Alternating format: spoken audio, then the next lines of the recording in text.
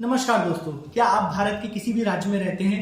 क्या आपके डॉक्यूमेंट्स में आपका नाम गलत लिखा है? क्या आप अपना नाम अपने आधार कार्ड में, अपने पैन कार्ड में और अपने वोटर कार्ड में बदलना चाहते हैं?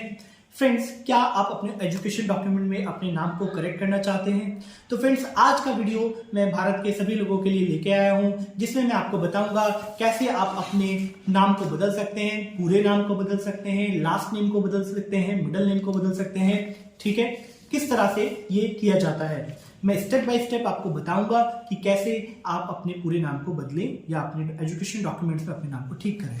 तो फ्रेंड्स, वीडियो को स्टार्ट करने से पहले मैं आपको बताना चाहूंगा कि ये कैसे होगा, इस प्रोसेस को स्टेप करता हूं। तो वीडियो स्टार्ट करते हैं।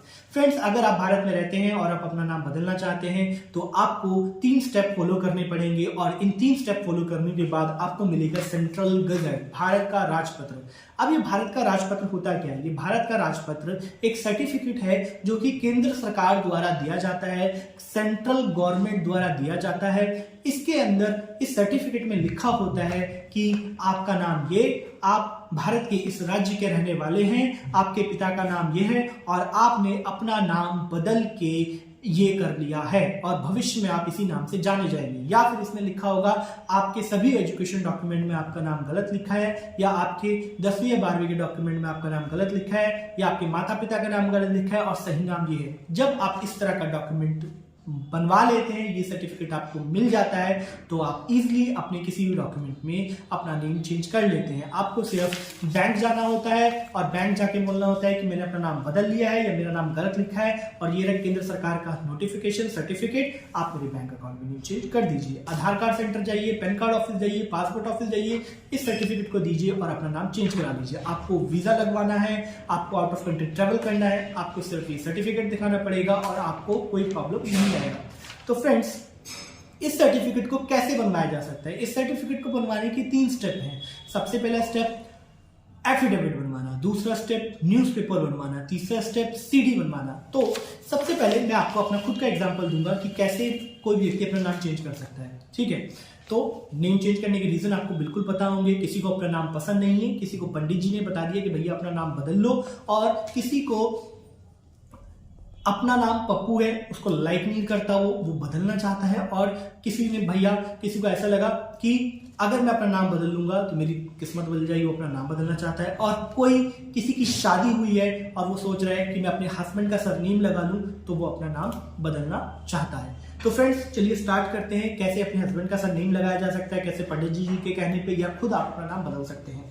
तो एग्जाम्पल मैं देता हूं इस फाइल से, कि जो फाइल मैंने अपनी क्लाइंट की बनाई हुई है, तो मैं आपको एग्जांपल देता हूँ।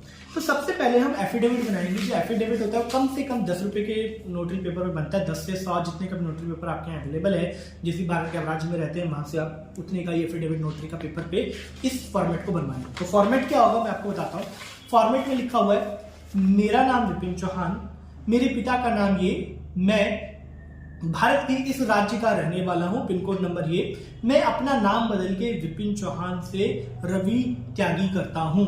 ठीक है, या फिर अगर मुझे पूरा नेम बदलना था तो पूरा नेम बदल सकता हूं। मैं अपना नाम विपिन चौहान से रवि करता हूं, या फिर मैं अपना नाम विपिन से आकाश करता हूं। जो भी मैं नाम बदलना चाहता हूं, नया नाम बदलना चाहता हूं, वो मैं ये करता हूं, और भविष्य में मुझे नए नाम आकाश से ही जाना जाए।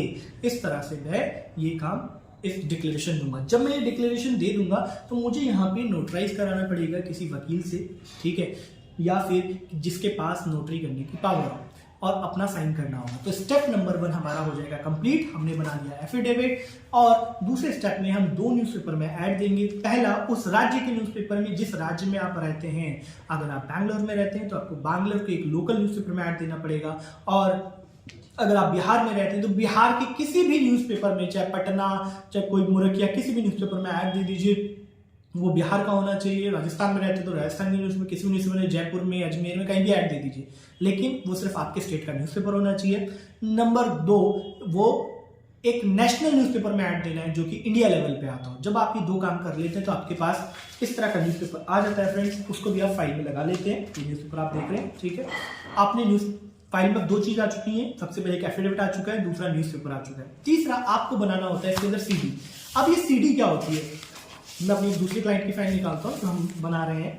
तो सीडी में क्या होता है फ्रेंड्स, आपको जो आपने डेटा एफिडेविट में दिया, जो डेटा आपने न्यूज़पेपर वाले को दिया, वही डेटा आपको सीडी में डालना होता है। अभी सीडी में डलिएगा कैसे? वर्ड में एक फाइल बनाइए, फाइल बनाने के बाद उस डेटा को सीडी में बर्न कर दीजिए, आपका डेटा सीडी के अंदर आ गया। तो जब आप ये 3 स्टेप पूरे कर लेते हैं, एफिडेविट बना लेते हैं, न्यूज़पेपर में ऐड दे देते हैं, सीडी में डेटा डाल देते हैं, अब आप कहेंगे यार ये फाइल तो आपकी विपिन जी थोड़ी मोटी दिख रही है और आपके समय 3 ही स्टेप चाहिए। जी बिल्कुल सही कहा आपने, क्योंकि कुछ स्टैंडर्ड फॉर्मेट होते हैं जो हर फाइल में लगते ही लगते हैं। वो 3-4 पेपर मैं अपनी वीडियो के डिस्क्रिप्शन के नीचे या अपनी वेबसाइट पे आपको दे दूंगा। आप मुझे कॉल करके, व्हाट्सएप करके, हमारे ऑफिस में कॉल करके वो फॉर्मेट्स ले सकते हैं और वो भी इस फाइल के अंदर लगा लीजिएगा। जब आप ऐसा कर लेते हैं, आपकी फाइल पूरी रेडी हो जाती है, तो आपको गवर्नमेंट की वेबसाइट भारत पे जाके अपनी फीस जमा कर देनी होती है। फीस जमा करने के बाद आपको इस फाइल को सेंट्रल गजट ऑफिस जाके वहां पे इस फाइल को जमा कर देना होता है। जब आप अपनी फाइल को civil line central gazette office विधानसभा के जो पास है, क्योंकि भारत सरकार का ऑफिस दिल्ली में है, ठीक है, वहां जाके आप ये फाइल जमा कर देते हैं, तो आपको वेट करना होता है 30 से 40 दिन, मतलब 1 महीने से 40 दिन का वेट करना होता है। और 1 महीने बाद गवर्नमेंट की वेबसाइट पे, ई गजट की वेबसाइट पे आपको ये सर्टिफिकेट मिल जाता है। जैसे ही आपको ये सर्टिफिकेट मिल जाता है, आपको कुछ नहीं करना, आपको पैन कार्ड ऑफिस जाना है, इसको देना है, आपको आधार कार्ड ऑफिस जाना है, इसको देना है, और आपको अपने एजुकेशन सेंटर जिस बोर्ड से आपने पढ़ाई की है वहां जाना है, ये देना है, ठीक है। तो इस तरह से आपके सभी डॉक्यूमेंट्स के ऊपर आपका नेम चेंज हो जाएगा। अगर किसी व्यक्ति का एजुकेशन डॉक्यूमेंट जो है वो पुराने डॉक्यूमेंट, मतलब उसका 20 साल 30 साल पहले उसने 10वीं 12वीं करी थी, और वो अपने डॉक्यूमेंट पे वो कहेगा कि भैया मेरे डॉक्यूमेंट पे मेरा एजुकेशन डॉक्यूमेंट नेम कैसे चेंज होगा। भैया अगर आपके डॉक्यूमेंट बहुत ही ज्यादा पुराने हैं, ठीक है, आपने जिस बोर्ड से पढ़ाई करी है, अगर आप किसी जॉब के लिए प्रोवाइड कर रहे हैं, प्राइवेट या सरकारी जॉब के लिए, तो आपको क्या करना है, आप अपने डॉक्यूमेंट पे नेम मत चेंज कराओ, एजुकेशन डॉक्यूमेंट पे सिर्फ गजट की कॉपी, जब आप जॉब अप्लाई करें तो गजट की कॉपी लगा दीजिएगा, क्योंकि गजट केंद्र सरकार द्वारा दिया गया हुआ एक कानून है, एक सर्टिफिकेट है जो उन्होंने दिया है, ठीक है। तो इसको कोई काट नहीं सकता है, इसको कोई चेंज नहीं कर सकता है, तो वो लगा के आपके लिए काम करेगा। और अगर किसी ने हाल फिलहाल में अपनी एजुकेशन की है और वो अपना नाम चेंज करना चाहता है, वो इजिली बोर्ड्स में जाके और वहां जाके चेंज हो जाती है। तो आधार कार्ड, पैन कार्ड, सब जगह सेंटर्स पे जाइए, ये डॉक्यूमेंट को दीजिए और अपना नेम चेंज करा लीजिए।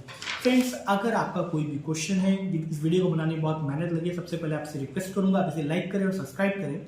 दूसरा, वीडियो को बनाने में बहुत मेहनत लगती है, तो जो मैंने बोला लाइक सब्सक्राइब तो आपको करना ही है। अगर आपके कोई क्वेश्चन है और मैं आपके डाउट्स को क्लियर नहीं कर पाया हूं, तो आपको मुझे क्या करना है, कॉल करना है, व्हाट्सएप करना है, या मेरी वेबसाइट पे जाके फॉर्म भर देना है, ताकि मैं या हमारी तरफ से कोई आपको कॉल करके आपको असिस्ट कर सके। तो फ्रेंड्स, आज के लिए इतना ही, धन्यवाद। मैं आशा करता हूँ आपको समझ आया होगा, और नहीं समझ आया होगा तो बिल्कुल आप मुझे कॉल करके या मेरे वीडियो पे नीचे कमेंट करके आप मुझसे क्वेश्चन पूछ सकते हैं।